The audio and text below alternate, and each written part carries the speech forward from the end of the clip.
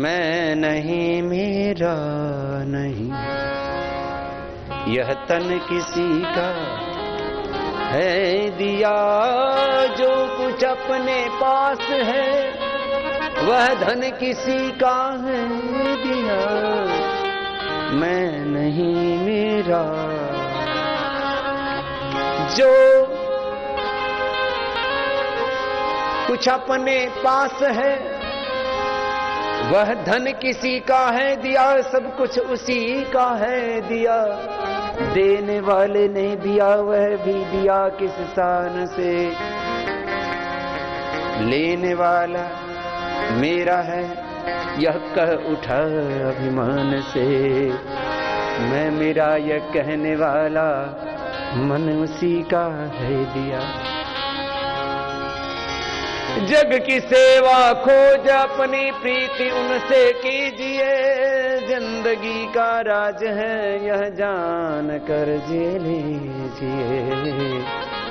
साधना की राह पर साधन उसी का है दिया। पूज्य स्वामी शरणानंद जी महाराज एक बहुत बड़े महात्मा हुए, वो इस भजन को बार बार गाया करते।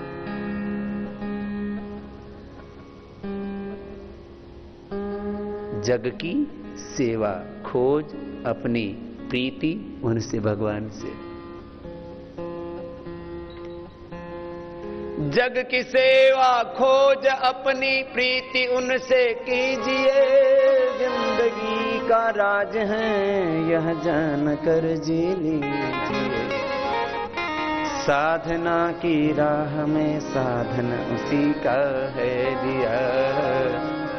मैं नहीं मेरा नहीं, यह तन किसी का है दिया। मैं नहीं मेरा नहीं, यह तन किसी का है दिया।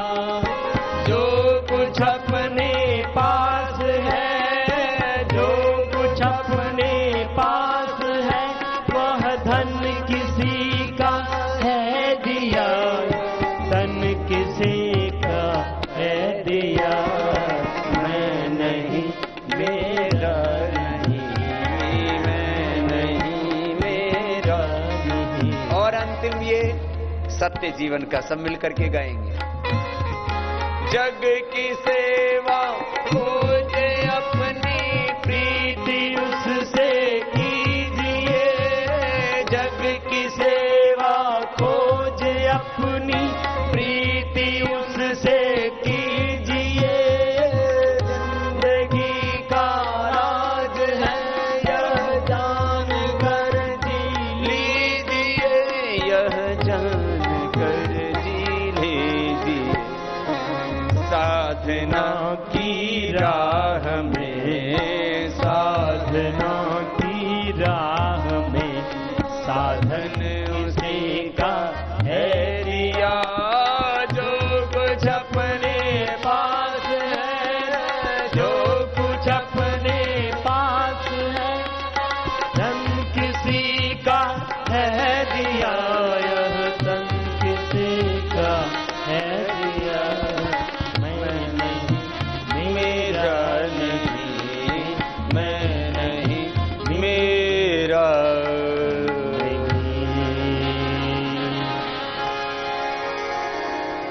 प्रातः प्रभृति सायं अन्तः यत् करोमि जगन्मात तत्सर्वं तव पूजन। अच्छा, हम क्या बहाना लगाते हैं, मैंने अपने आप को भगवान को दे दिया तो माता पिता का क्या होगा। मैंने अपने आप को भगवान को दे दिया तो मेरे घर परिवार का क्या होगा। मैंने अपने आप को भगवान को दे दिया तो मेरा तो संसार ही उजड़ जाएगा। हाँ।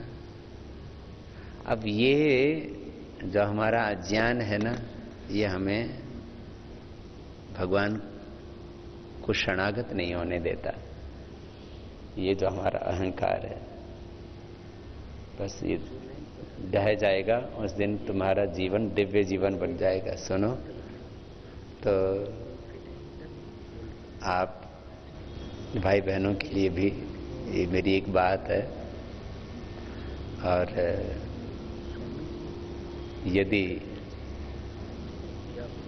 किसी को समझ में आ जाए वक्त रहते और संभल जाएं, तो युवाओं के लिए एक पहला आह्वान और फिर सबके लिए दूसरा आह्वान। युवाओं के लिए तो यह आह्वान, ऐसे युवक और युवतियां जो पूरा जीवन भगवान के लिए देना चाहते हैं।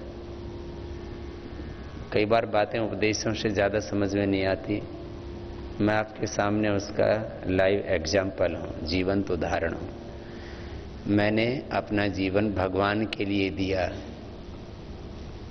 तो फिर भगवान ने अपना सर्वस्व मुझे दिया। यत् तदग्रे विषमेव परिणाम अमृतो, जो आगे से अमृत जैसा लगता है वो परिणाम में विष जैसा, और जो सामने से विष जैसा लगता है वो परिणाम में अमृत जैसा होता है। ये गीता का सार है।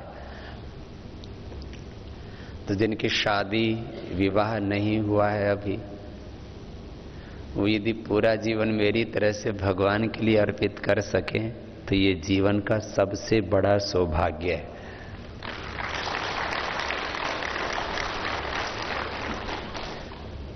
क्योंकि हम किसके लिए जीते हैं? हम जीते हैं नौकरी के लिए।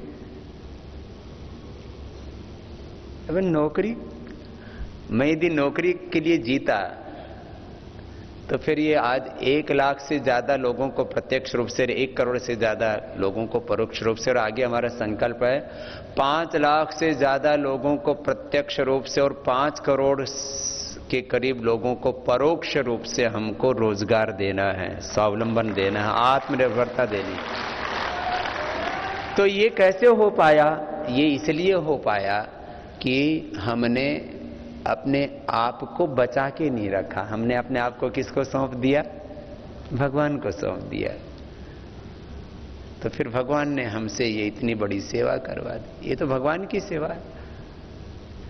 तो माना कि इतना बड़ा आपसे सेवा ना हो पाए तो थोड़ी तो हो जाए। आप दुनिया में जीते हो तो क्या करते हो? चलो तुलनात्मक दृष्टि से अध्ययन करो। एक पति की खुशी के लिए, एक पत्नी की खुशी के लिए, 2-3 बच्चों की खुशी के लिए, एक 5-7 लोगों के परिवार की खुशी के लिए हम अपनी पूरी जिंदगी लगा देते हैं। यही तो होता है। और इसमें भी पता नहीं कि हम पति को, पत्नी को, बच्चों को, माता पिता को और परिवार को पूरा संतुष्ट कर पाते हैं या नहीं कर पाते। एक दूसरे की से गिला शिकवा हमेशा ही रहता है। तूने मुझे, मेरे लिए ये नहीं किया, तूने मेरे लिए ये नहीं दिया, तूने मेरे लिए वो नहीं दिया। बोलो ये होता है कि नहीं होता है? और हमने एक पति पत्नी वाला तो बंधन ही काट दिया। हम किसी के पति नहीं, कोई हमारी पत्नी नहीं। हम तो उस जगत पति के और जगत पिता के हो गए हैं। जो सबका पति है वही हमारा पति, वही हमारे स्वामी, तो हम भी स्वामी हो गए। स्वामी रामदेव। तो स्वामी कौन होता है? जिसका स्वराज्य होता है। तो मैं भगवान का बेटा, और बाप की संपत्ति का तो बेटा उत्तराधिकारी होता ही है। तो मैं भगवान का बेटा, और ये भगवान का सारा साम्राज्य मेरा ही है, क्योंकि मैं भगवान की आज्ञा में रहता हूं। मेरे से किसी ने बोला, बाबा जी आपने कहा कि मेरे नाम 1 इंच जमीन नहीं, 1 रुपए का बैंक बैलेंस नहीं है, आपको कुछ तो करवा लेना चाहिए था कि आपको ये दिखावा तो नहीं कर रहे। मैंने कहा भैया दिखावा किस बात का? वैसे हमने इसलिए नहीं कराया, हमने भगवान को स्वीकार कर लिया और भगवान ने हमें अपना लिया है। तो फिर मैं यदि थोड़ी सी जमीन के रजिस्ट्री करवा लूं, थोड़ा सा पैसा अपने नाम करवा लूं, तो बाकी के ऊपर तो मेरा राइट खत्म हो जाएगा। इसलिए मैंने सर्वात्मना भगवान को स्वीकार कर लिया है। तो सब कुछ मेरा भगवान का, और भगवान का सब कुछ मेरा ही तो है। अब ये इतना ऊंचा भाव आ जाए तो फिर कहते हैं फिर ये मैं और मेरा सब खत्म हो जाता है, सब कुछ भगवान का है, भगवान के लिए ही है।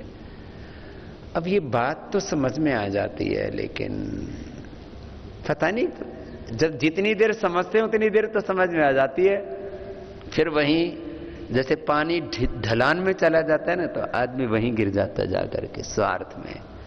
फिर ये परमार्थ की भाषा समझ में नहीं आती, फिर भोगों में गिर जाता है, फिर योग की, भगवान की भाषा ही समझ में नहीं आती। इसलिए जिनका विवाह नहीं हुआ है वे यदि भगवान की शरण में आ सके तो ये जीवन का सबसे बड़ा सौभाग्य है। ऐसे सैकड़ों भाई और बहन यहाँ पर हैं, कुछ उसमें से 10वीं पढ़ के आए, कुछ 12वीं पढ़ के आए, कुछ BA MA करके आए, कुछ इंजीनियरिंग करके आए, कुछ BTech MTech करके आए। मैं चाहूँगा उन भाई बहनों का एक बार सबकी ओर से जोरदार अभिनंदन है, प्रणाम है उन ऋषि आत्माओं को, ऐसे दिव्य आत्माओं को जिन्होंने बचपन में ही ये तय कर लिया है कि मेरा जीवन भगवान के लिए है, मेरा जीवन देश के लिए, धर्म के लिए, संस्कृति के लिए, सेवा के लिए है। भगवान मेरा जीवन उपकार के लिए हो, संसार के लिए हो।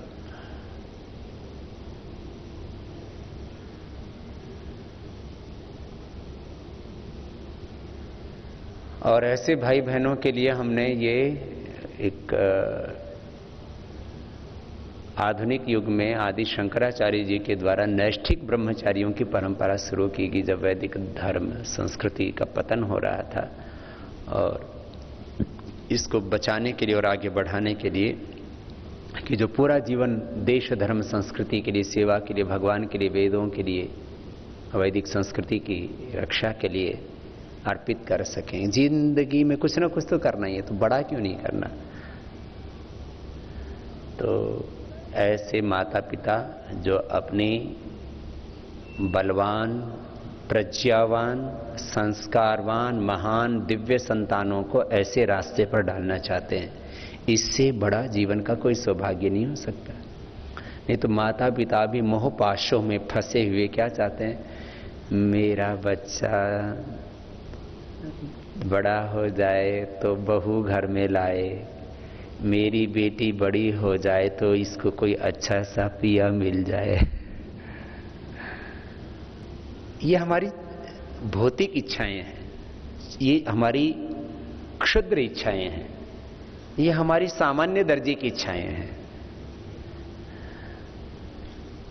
बड़ी इच्छा है मेरी बेटी को कोई अच्छा पति नहीं, मेरे बेटे को अच्छी बहू नहीं, मेरे बेटा और बेटी को इसी जीवन में भगवान मिल जाए, ये सबसे बड़ी इच्छा है माता की।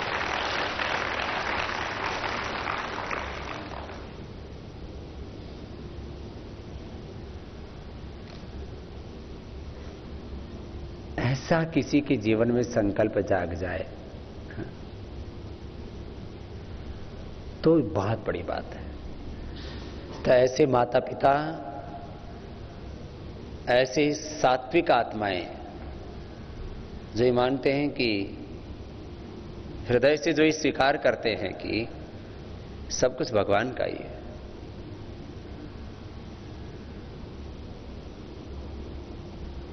और ये संतान भी भगवान की दी हुई है और भगवान के लिए ही, ऐसे अपने संतानों को हमें सौंप सकते हैं। और हम एक जिम्मेदारी लेते हैं कि ऐसी आपकी संस्कारवान, प्रज्ञावान, पुरुषार्थी संतानों को हम ऋषि ऋषिकाओं के रूप में तैयार कर देंगे। ये हमारी जिम्मेदारी है, ये हमारा कर्तव्य है, ये हमारा धर्म,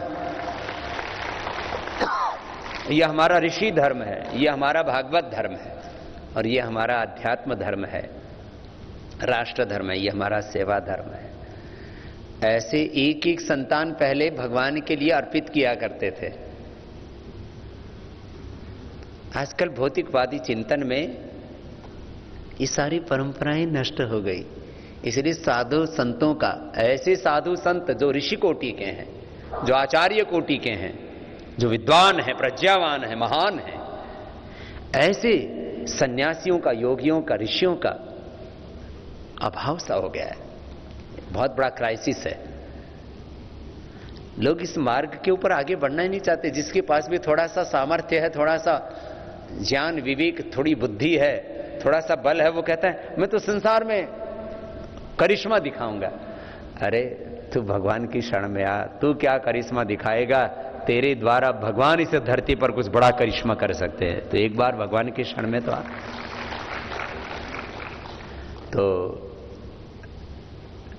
ऐसे विद्यार्थी यहाँ पर अष्टाध्यायी पढ़ रहे हैं, महाभाष्य पढ़ रहे हैं, वेद पढ़ रहे हैं, दर्शन उपनिषद पढ़ रहे हैं। ऐसे कुछ ब्रह्मचारियों को आप देखते हो, आपके साथ ही योग अभ्यास भी करके फिर चले जाते हैं। वो सुबह 4 बजे से लेकर के रात को 10 बजे तक अपने जीवन को एक दिव्यता में ढाले हुए हैं। उनके लिए हमने वैदिक कन्या गुरुकुलम, वैदिक गुरुकुलम की स्थापना किया। आगे ये तो एक मार्ग है, इसको बोलते हैं श्रेय मार्ग। क्या है बोलो? दूसरा है प्रेय मार्ग, दूसरा है फिर पूरी दिव्यता से अपने आप को पूर्ण ब्रह्मचर्य के व्रतों में दिव्यता के साथ तैयार करके फिर गृहस्थ सूत्र में बंधना और ऋषियों की तरह जीवन जीना। कुछ गृहस्थ ऋषि भी तो थे। भोग विलास के लिए गृहस्थ धर्म नहीं है।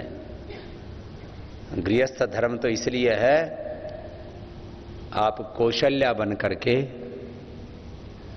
राम को पैदा कर सके, आप कृष्ण को पैदा कर सके, महर्षि दयानंद को पैदा कर सके,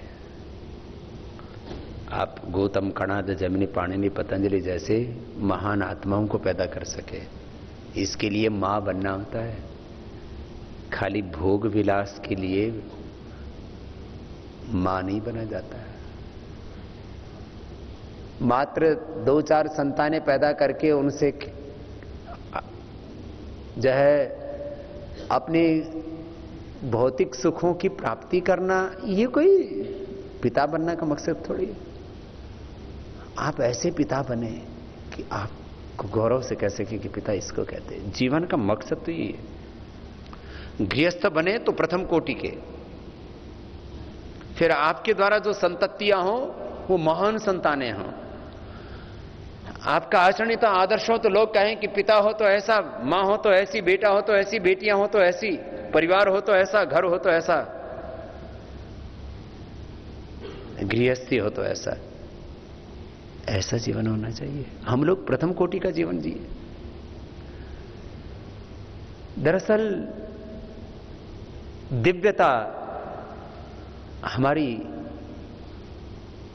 प्रथम प्राथमिकता नहीं रह गई है। डिविनिटी हमारी फर्स्ट चॉइस, फर्स्ट प्रायोरिटी नहीं रह गई है। दूसरी चीजें हमारी प्राथमिकताएं बन गई हैं। धर्म हमारी प्राथमिकता हो, दिव्यता हमारी प्राथमिकता हो, सेवा हमारी प्राथमिकता हो। गृहस्थ में भी रह करके दिव्यता से जी सकते हैं, ये दूसरा पक्ष है फिर। लेकिन मैं देख रहा हूं दोनों तरफ ही दिव्यताएं घट रही है, श्रेय मार्ग पर भी, प्रिय मार्ग पर भी। और जो योग प्रचारक है उनके लिए तो मेरी एक ही बात है, आप ये गृहस्थ जीवन यदि आप उसमें जा चुके हैं तो पति पत्नी का संबंध ठीक है, अत्यंत प्रीति करो ऐसे कि सब में एक ही भगवान है। पत्नी भी भगवान का रूप है, पति भी भगवान के रूप है, माता पिता भी भगवान के रूप है, बच्चे भी भगवान के रूप है, पूरा अस्तित्व भगवान का ही स्वरूप है। मैंने कहा ना, सब संबंधों के पीछे ब्रह्म संबंध, सब स्वरूपों के पीछे ब्रह्म का ही स्वरूप। जितने भी ये मूर्त, दृश्य, व्यक्त, प्रत्यक्ष, सगुण साकार रूप है, ये सब भगवान का एक है विश्वमय और दूसरा स्वरूप है भगवान का विश्वातीत। ये सब कुछ भगवान का। ओम सर्वम खलु इदं ब्रह्म वासुदेवा सर्वम। इस भाव से आप जीवन को जिए और फिर सुबह से लेकर शाम तक योग कराएं। तो मैं आपको एक बात की गारंटी देता हूं, एक बात के लिए आपको भरोसा, विश्वास, आश्वासन देता हूं कि आप जिस दिन समग्रता से गुरु के लिए, जिस दिन समग्रता से भगवान के लिए योग के लिए, सेवा के लिए, पुरुषार्थ और परमार्थ के लिए, साधना और सेवा के लिए, योग कर्मयोग के लिए, योग यज्ञ के लिए जीना शुरू कर देंगे, उस दिन आपका अभ्युदय निश्रेयस, उस दिन आपका संसार भी बहुत सुंदर होगा, आपका बाह्य जीवन भी बहुत सुंदर होगा, आध्यात्मिक जीवन भी बहुत सुंदर होगा। आपके जीवन में किसी भी प्रकार की दरिद्रता का तो प्रश्न ही नहीं है। आप दुनिया के सबसे समृद्ध और दुनिया के सबसे सुखी इंसान होंगे। ये जो बाहर की समृद्धि पाकर के लोग दरिद्रता में जी रहे हैं, कुछ यहां साधन संपन्न दुखी दरिद्र लोग हैं, वैभव तो है, ऐश्वर्य तो है, धन दौलत तो है, लेकिन भीतर से दरिद्र हैं, दुखी हैं, धीरहीन, कंगाल। कुछ साधन संपन्न दुखी दरिद्र, कुछ साधनहीन दुखी दरिद्र। आपके जीवन में योग से इतनी खुशहाली आएगी, आप साधन संपन्न, सुखी, प्रसन्न, बहुत ऊंचा जीवन जिएंगे। ऐसी आत्माओं के रूप में हम आपको देखना चाहते हैं। तो मैंने कहा कि हमारे जीवन की प्रथम प्राथमिकता ये हो कि हम प्रथम कोटि के योगी बने। दूसरी प्राथमिकता हमारी ये हो कि फिर हम प्रथम कोटि के हम गृहस्थ बने, और दोनों में एक बड़ी प्राथमिकता है कि हम प्रथम कोटि के सेवा करने वाले बने, कि सेवा सर्वस्व है हमारा। मुझे पूरा विश्वास है ऐसे ही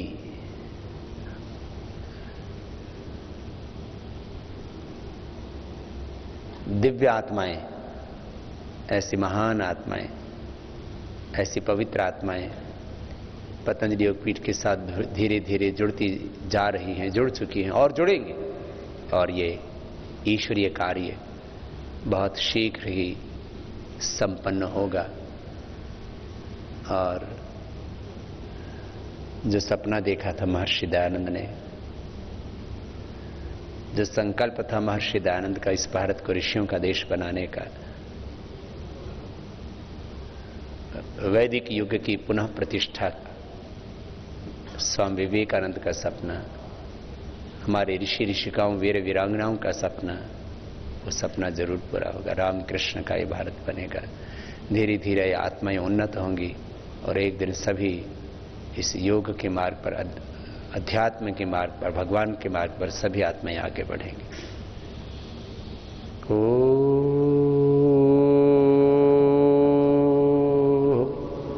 द्यौः शान्तिरन्तरिक्षं शान्तिः पृथिवी शान्तिरापः शान्तिरोषधयः शान्तिः वनस्पतयः शान्तिर्विश्वे देवाः शान्तिर्ब्रह्म शान्तिः सर्वं शान्तिः शान्तिरेव शान्तिः सामा शान्तिरेधि। ओम शान्ति शान्ति शान्तिः।